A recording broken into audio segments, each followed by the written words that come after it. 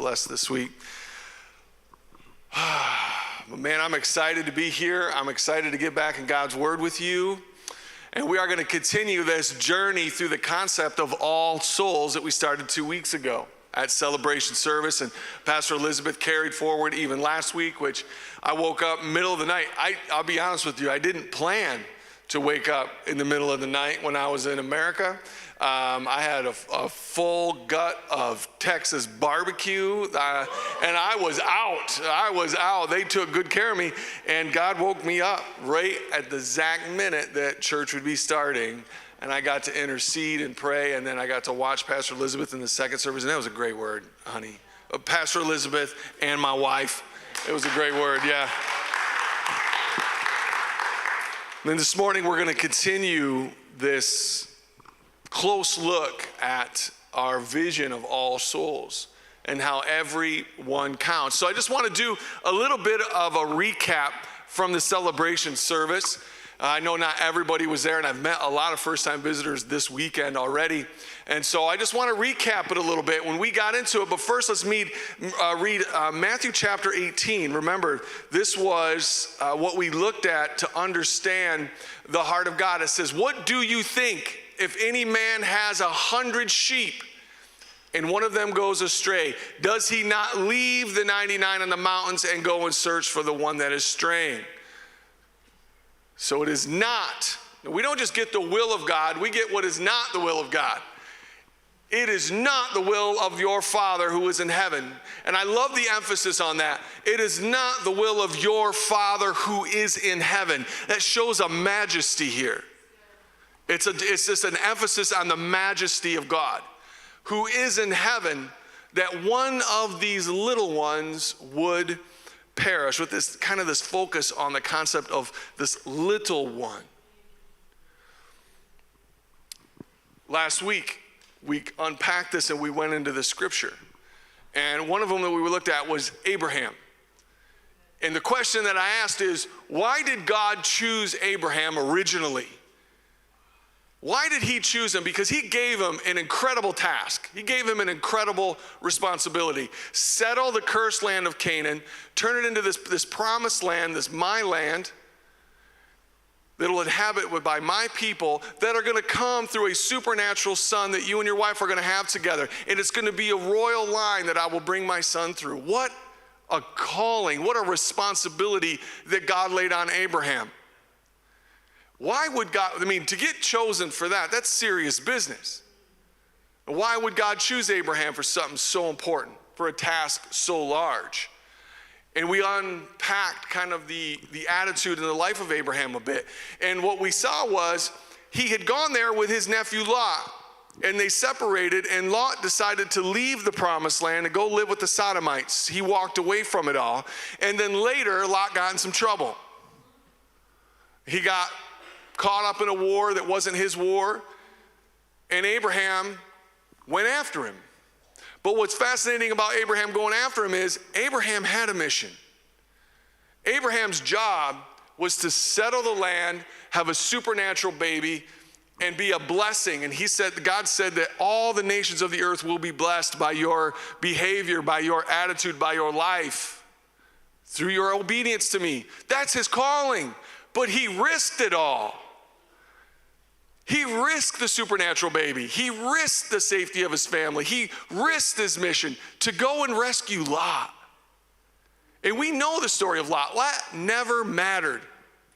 It wasn't like he went and got Lot, and then later on we're like, oh, that's why he rescued Lot. He was so important to the call of God. Not at all. Lot was inconsequential. He was unimportant. He never mattered. So why would Abraham risk it all, risk all this important calling? Why would he do that? To save Lot, who made his choices, who's a big boy. Because it was in the heart of Abraham that not anyone would perish. And that's why God chose him. We saw it with David. Why was David chosen by God?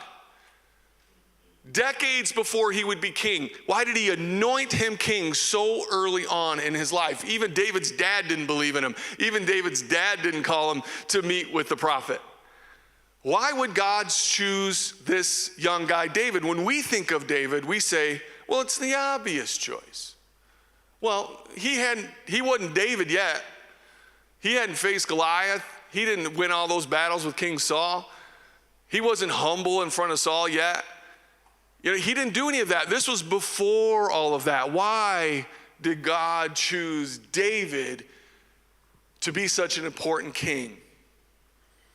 We find that story and to find that secret in a little story that David shared with King Saul to convince him to let him fight Goliath. And it was, when I was tending my father's sheep, a lion, a bear, beasts came in and took lambs, and I would rescue those lambs from the beast.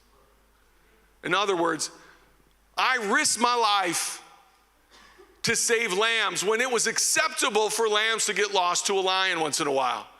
But for David, not good enough. For David, no. I'm going to risk my life to rescue these little ones. I'm going to leave the 99. He had the heart of God, and that's why God chose him. And I encourage you to go back into our YouTube page and watch that message. If you've not seen it or if you've not watched it, go back and refresh your heart on those teachings. And this morning, we're going to extend this even further. Let's go to Judges chapter 6, and let's look at this further. We have another one here that we're going to look at. His name is Gideon. Starts in verse 2. Judges chapter 6, verse 2. It says, the power of Midian prevailed against Israel because of Midian, the sons of Israel made for themselves dens which were in the mountains and the caves and the strongholds. I'll stop there. Now what this is telling us is it didn't say, and the Israelites hid for a season. It doesn't say that. It says they moved to the mountains and they made for themselves dens and strongholds, which means we're not coming out. We are going to give up the promised land. We are going to give up being Israelites. This is a big moment. For it was when Israel had sown that the Midianites would come up with the Amalekites and the sons of the east and go against them. So they would camp against them and destroy the produce of the earth as far as Gaza, and leave no sustenance in Israel, as well as no sheep, no ox, no donkey. In other words, the Midianites didn't come in to just say, we're going to take some of your stuff. We'll be back in 6 months. No, they came in and said, we're taking it all. We're going to kill your livestock so that you can't even produce. What they're actually doing is we're going to wipe you out as a people. We're ending your existence. We're taking this for ourselves. And the Israelites moved to the mountains, built strongholds and fortified cities. That's a lead-in to a future series we'll have. Verse 5, for they would come up with the livestock in their tents, and they would come in like locusts for number. Both of they and their camels were innumerable, and they came into the land and devastated. They were just moving in with their camels and moving in. They were taking this land. That was it. Look at verse 6. So Israel was brought very low because of Midian, and the sons of Israel cried out to the Lord. Verse 7, now it came about when the sons of Israel cried out to the Lord on account of Midian. Stop there. Okay, I know right there you're like, oh, they did the right thing. They cried out to the Lord. Sermon series coming. They did the wrong thing. Say, how is that the wrong thing? They cried out to the Lord. They cried out to the Lord from a retired position on account of Midian. Sermon series coming. And they cried out to the Lord, and it says, then the Lord sent a prophet to the sons of Israel and said to them, thus says the Lord, the God of Israel, it was I who brought you up from Egypt, brought you out from the house of slavery. I delivered you from the hands of the Egyptians and from the hands of all your oppressors, and disposed. Oh man, God just dealt with them. He's telling them, guys, you're crying out to me. Here's a prophet. The prophet comes in and says, reminder, what are you doing up here? You're supposed to be down there. God did this. He brought you out of Egypt. He dealt with your enemies. What are you doing up here? So get that image in your mind, right? They're not up, like again, they're not up there sitting on the edge of the mountain saying, we're just going to wait this out and then we're going to let God kind of do some miraculous thing and then we're going to go down and we're going to take our houses back. It's going to be a mess. It's going to be bad. We're going to have to replant the crops. We're going to have to, go to our neighbors and try to trade for some new livestock. No. They had quit. They were up there. And the prophet's like, what are you doing? Got that image in our mind? Can we see it? All right. Verse 11. Then the angel of the Lord came and sat under the oak, which belonged to Joash the Abizarite, as his son Gideon was beating out wheat in the winepress in order to save it from the Midianites. And the angel of the Lord appeared to him and said to him, the Lord is with you, O valiant warrior. Okay, we've got to unpack this, right? We've got to look into this. This is an interesting situation. It goes on, Gideon kind of gives the response to God. Gideon is nobody. His father's house is the least in their tribe, and Gideon is the youngest in his father's house. So he's nobody, unimportant, doesn't matter. Probably nobody even really noticed that he was gone. And the angel of the Lord comes down and finds Gideon, and it says he's threshing wheat by hand. Now this is critical, okay? So normally, they would go in and they would get all the wheat and they would put it down, and there was this big stone, and then the oxen would pull the stone over the top of all this wheat, and it would break it open, and then they would take a winnowing fan and they would blow away all the chaff, and then they would take what they need, and that's the process. Oxen are dead and all the wheat is gone. The Midianites, the Amorites, the people of the east, they've come in like locusts, it says, and they've just devoured everything. But here's Gideon, and I grabbed this from outside. For those of you that are hardcore Bible studiers, don't judge me. I know this is not the kind of rock they'd use, but I just needed a rock, okay? Cut me some slack, all right. Here's Gideon. He's got a rock. He's going out into the fields, probably in the cover of night, when the Amorites and the Midianites are drunk and enjoying all of this. And he's going into the fields and he's gleaning under the moonlight what little wheat he can find left. And he's taking it back to the wine press. Now, I know this isn't good for camera angles, but he goes down into the wine press, which would have been a down low area where they would dump the grapes in to smash them down to make wine. And he's down there in the bottom of this, and he's doing something you would never do in a wine press. He's threshing wheat, but he's threshing it by hand, which means he's taking the rock and he's putting what little wheat he's got down on the hard floor, and he's smashing it with the rock. That is going to bust up your hand. This man has got bloody hands, broken up hands. He's doing this for just this little bit of wheat that no one even cares about. It isn't even a harvest. And he's down there smashing it out. And then on top of that, he's doing it inside the wine press, which, can it be more depressing? A wine press would have typically been the space that would have been like festivals and celebrations. When the harvest came in, the people would dump all their grapes in there and the wine would be flowing and people would be celebrating. And here he is in the saddest possible spot in their town. He's down at the bottom of it, and he's got this one little rock and busted up hands with a little bit of wheat, and he's grinding it out. Everybody's up there. Here's nobody doing nothing in their eyes. Big waste of time. And the angel of the Lord came and said, the Lord is with you, warrior. The Lord is with you, mighty, valiant man of God. Why would he say that? He hasn't got a sword. He's not killing Midianites in the middle of the night. He's not doing, these secret missions at night and, taking care of business and killing the head guys and everybody's trying to figure out what's going on. He's not doing any of that. He's busting up his fingers to save wheat no one cares about in a space you would never be doing it that's only depressing to be at. And yet God says, you are a valiant warrior. Let's get that picture in our minds.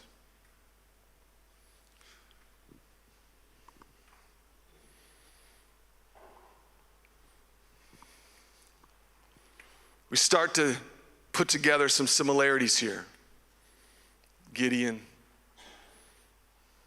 Abraham, David. We're putting this together and we're seeing something going on here with these people, these examples. Abraham would not let Lot die. David would not let the lambs die. Gideon would not let the little amount go. I'm just saying, I talked about this the other week, but I just want to point it out again. I have a son, a young son, who would have been about David's age when this happened, and if my son came home and said, Dad, I lost a lamb today to a lion, I'd have been like, that's okay, that happens, just, I'd rather have you. Stay safe, do our best, take care of what you can. We're just doing our best out here, son, but not David, not Gideon, not Abraham. Abraham, what are you doing? Stay home. Your wife needs you. Protect the womb. You're supposed to have a miracle baby, man. What are you doing? What if you die?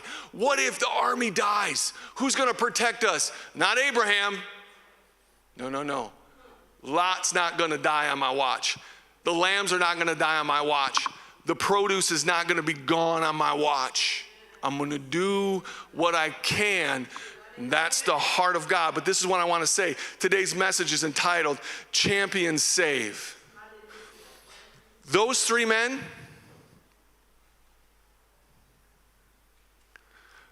we're not talking about them in this moment because of what they killed or what they conquered, but by what they saved. David was chosen by what he rescued. Because if you look at the details of the story, he said to King Saul, I rescued the lamb out of the lion's mouth, and then I went back and I grabbed the beard of that beast and killed it. Abraham went and rescued Lot. Gideon went and rescued what he could. They were champions based on what they saved, not what they conquered.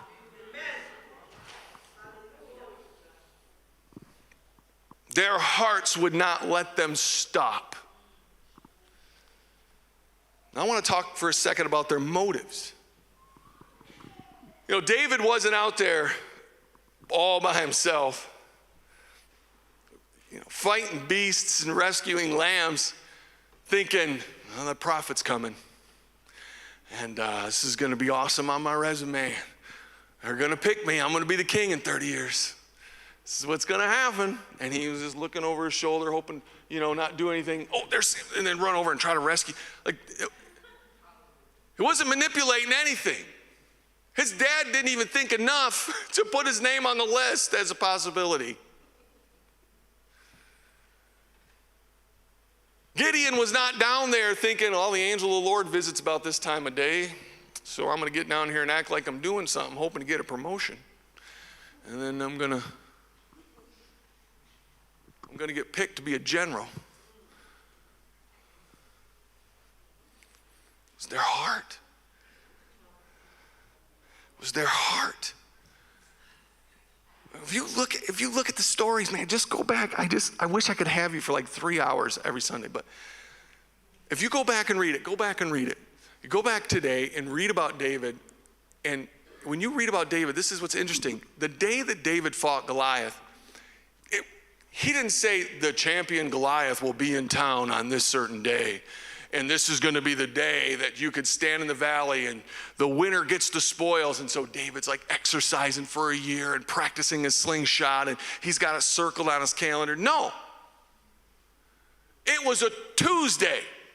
He woke up in the morning and his dad's like, hey, I need you to take some food to your brothers who are actually on the battle lines. I want you to take some extra food for their commander, make sure he's taken care of, and then get news from your brothers. And says, I just want to know how they're doing. Then come home and tell me how they're doing. He's like, all right, Dad, I can do that. So it even says David goes and then hands his shepherding responsibilities off to another person. This was a normal day. And after he does all that, he goes down there with the food and to see his brothers. He wasn't going down there to fight a giant. But because David was already doing the little things, he was ready. And that's why he said to Saul, who's this uncircumcised Philistine? I'm going to take care of him just like I take care of those guys all by myself with no one watching. There's no difference. He understood.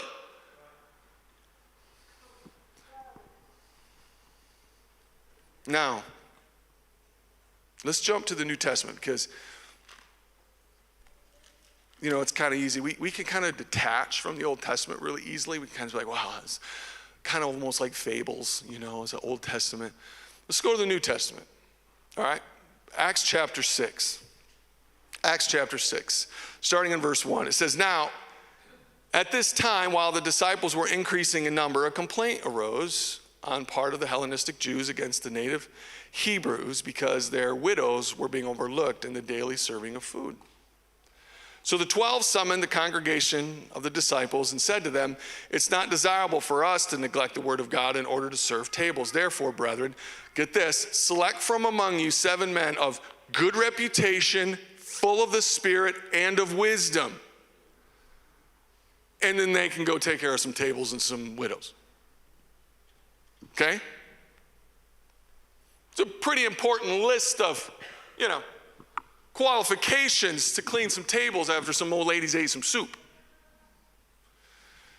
And there was one whose name was Stephen who was among them. All right, so Stephen was selected in this 7. So Stephen is already full of the Spirit. He's got a great reputation. And he's smart. He's wise. Look at how this just jumps when you get to verse 8. We just go from he gets picked to, and Stephen, full of grace and power, was performing great wonders and signs among the people. It's the same thing we read about with David. It's the same thing we read about with Gideon. Willing to do the little things, and when the big things came up, they were ready. Amen. Amen. God found them caring about anything and everything in order to give them to other things. So apparently, we don't have the story, but apparently Stephen is just coming in every day and sitting with old lady whoever and, helping her get her food, and she'd leave and he'd clean up her table. Hey, the old lady on, Olive Tree Lane, she lost her husband last month. We need to go check in on her. I'm on it. I got it. I'll get over there, just let me finish what I'm doing and I'll go check on her. And then apparently he's out in the community and somebody walks by and he's like, hey, you're sick. Let me pray for you. Boom! Hey, let me tell you something. I'm seeing in your life. I'm just on this way over here to take care of this old lady real quick, but before I go there, I got a word of God for your life. He was so impactful in his community, they murdered him. This isn't just an Old Testament thing. This is a New Testament thing. This is apparently what God does. Now, whenever we're called to do something, there's a motion that goes with our obedience. So I kind of wrote it down like this. I think we have a slide for it. I kind of wrote it down like this. And I just try to tie in. The motion of your obedience should reflect the heart of your Maker. Obedience is equal. It's not different levels of obedience. There's do what you're asked or don't do what you're asked. It's as simple as that. But whatever the obedience is, whatever the act of obedience is, it should match the heart of your Maker. And the heart of our Maker, as we open the sermon with, is, I'm not willing that anyone would perish. I'm not willing that any of these little ones. With the emphasis on everything matters. God wants to find you caring about the little things. God is looking right now. You know, when you go back and you read about it, God was having problems with Saul, and it says, and God started to search for basically Saul's replacement. So this whole thing, Saul went out and was doing all this stuff while God was searching, and you know what he found? Who's that kid that just risked his life to save a lamb? Who's that? I want him.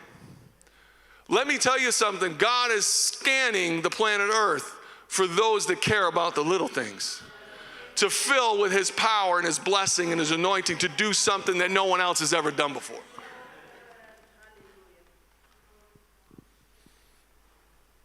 And I know it's like, you could kind of look at this and be like, oh, Pastor Curt's coming down on us. No, I'm not. This is the honest truth. I know there's a challenge to this, absolutely. There's an invitation to be involved for sure. But I see it here. My wife and I, the team, I mean, I see it here. People putting envelopes faithfully in every seat in the morning. Shaking hands when people are coming in. The worship team, the serve team, these guys setting up the banners downstairs, being with the babies, shaking people's hands, taking care of things. That's Gideon. That's David. You think it's not. But God's like, valiant warrior, valiant warrior, valiant warrior, something special coming into your life. Just hold on. Because if you're faithful there,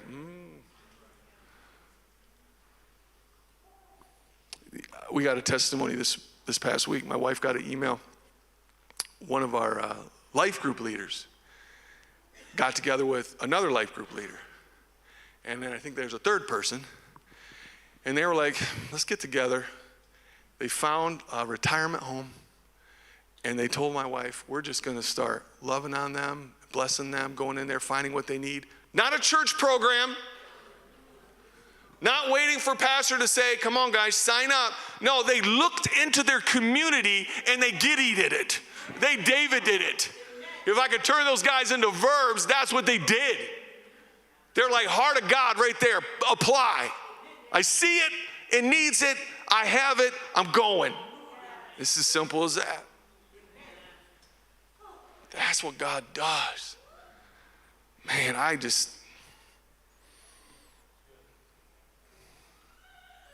the greatness of God, that biblical greatness, it comes out of those that care about those small things.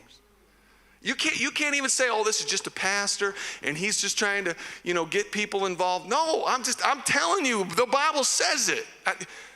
Come on. Multiple messages, multiple weeks, multiple books, and 2 different sections of the Bible. And I'm just getting started. I'm telling you, my life, my wife's life reflects it. And you care about the little. It's a principle that God will do more. Blessings will pour into your lives. It's an amazing thing to be a part of. David rescued lambs, not in hope of becoming a king. Gideon didn't save wheat in hopes of becoming a general. And Stephen certainly did not wait tables in hopes of becoming a martyr. The heart of God came out of them, and they couldn't help themselves. Worship team, if you'd come. Man, I know this is like, man, it's early, Pastor. This is a short message. I don't always have to preach long. I just need to speak right. And I feel right this morning. I feel right saying this to you. And I'm going to tell you why. It's not for you to get something done that I need done. It's because you're not moving in the fullness of what God has for you, and that's my job, is to make sure you understand how to get there. It's my job to lead you into a place where you get the full access. My mom always used to say, she's probably watching, I love you, Mom, but my mom always used to say this, people get just enough of Jesus, it's like they date Jesus, they don't marry him. And she goes, they get just enough of him to be uncomfortable.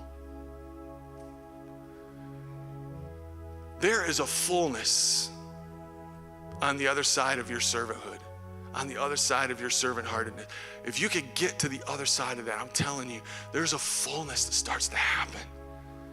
It's an activation in your life. Not just here, But what about your neighbor? What about your coworker? What about the time you're sitting in the restaurant or you're at the grocery store and you just bless somebody? Just feel that nudge in your spirit to say, I'm going to buy that for you today. Let me pray for you right now. That person walking across the street, just stopping and saying, I want to pray for you.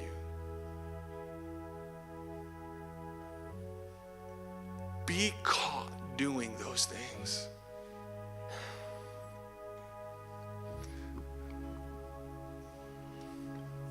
I want to tell you a now story of just kind of another picture of what I'm saying. You know, I don't know if they have these in other parts of the world, but in America we have a firefighting division called smoke jumpers. And the reason that they're called smoke jumpers is because when there's a fire in the mountain or out in the wilderness, you can't get to it by vehicle, they'll actually parachute in from a plane or a helicopter, and they drop down in the middle of these forest fires, these mountainous fires, and then they fight from the inside. It's one of the most dangerous jobs in the world. It's crazy. In 1949, smoke jumpers dropped into a terrible fire, but the winds picked up just as they were dropping in, and the fire was overwhelming their position really fast. And these men couldn't get out of there fast enough. So they started to run as fast as they could up this hill to try to get to this safe zone. Many of the firefighters died that day. And after the tragedy was over, they launched an investigation because so many men died. There's just too many people died. There must have been a mistake. Who's responsible for this mistake? We need to find out. So the investigators go in, they find all these dead bodies, and they're examining the situation. They're looking at how fast the fire was spreading, and they started to ask themselves, these men should have been able to outrun this fire. And it was clear that they were running. But what they found was very interesting, very telling. All the men who had died by the fire and smoke died with their tools on. Big chainsaws, big tool packs. And they were confused. They're like, if they would have just dropped their gear and just dropped their tools, they would have been able to outrun that fire. Confused by this, they went and interviewed one of the old smoke jumpers, retired guy. And they said, why would these men not just drop their tools and outrun this fire? And the old man looked at him and he said, if a firefighter drops his tools, he stops being a firefighter. In other words, the heart of these men was to not quit. I'm going to try to get out of here, but if I do get out of here and I don't have my tools, then what's the good of me getting out of here? They believed up until the last moment that they were going to be able to do something about this fire. And they wanted to make sure that they were in a position to be able to do something about that fire. Now you can also say, okay, Curt, that's a little crazy. And yeah, they changed the training and, we want you to live and all of that. But the heart of those men was the heart of David. It's the heart of Gideon. David would have if he would have let the beast take the lamb, he would have stopped being a shepherd. If Gideon would have let the Midianites take the land, he would have stopped being an Israelite. And if you let this world take your joy and take your voice and take your culture and take your expression and take your love, then what are you? What am I? Who are we? Are we the church? And jump the smoke. Thresh the wheat. Save the lamb. Rescue your nephew. Be the heart of God. Bow your heads with me, please.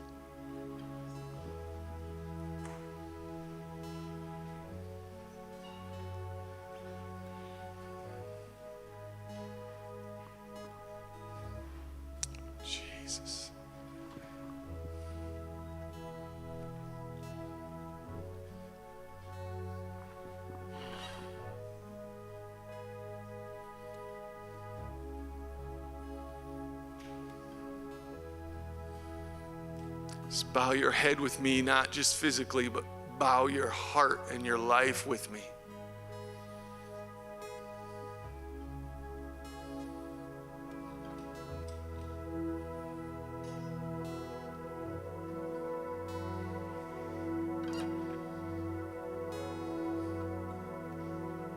With your eyes closed, I want you to just forget about the people sitting around you. I want you to forget about the lunch plans you have. Forget about the fact you got to get up and go to work tomorrow. Just be present right now.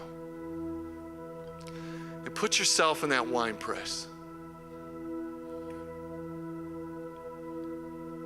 Put yourself there with just a little bit of wheat in your hands. And feel that rock as you pick it up.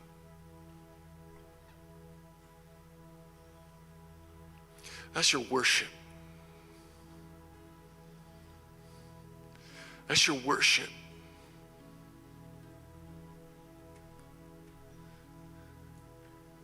Jesus. Father, in heaven, I call right now that you would begin to speak. I ask you on behalf, as your under shepherd, God, I ask, speak to this people. Speak to hearts and minds.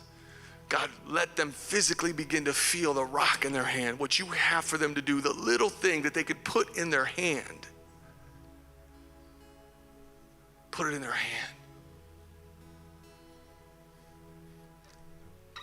Little kind of sweetie, we talk before service. I want you to hold that. I want you to hold that while I pray, okay? God, I pray right now that you would put a dream in people's heart. I pray you would put names and faces in people's minds. I pray that you would wake us up from a dead sleep, crying out for the souls of our community, crying out for the nations to worship Jesus. But Lord, I pray that you would put rocks in hands, that you would put people in well presses. I pray that you would put people in open fields searching for the one. In the name of Jesus. Dream church. Imagine church. What God can use you to do. Stand with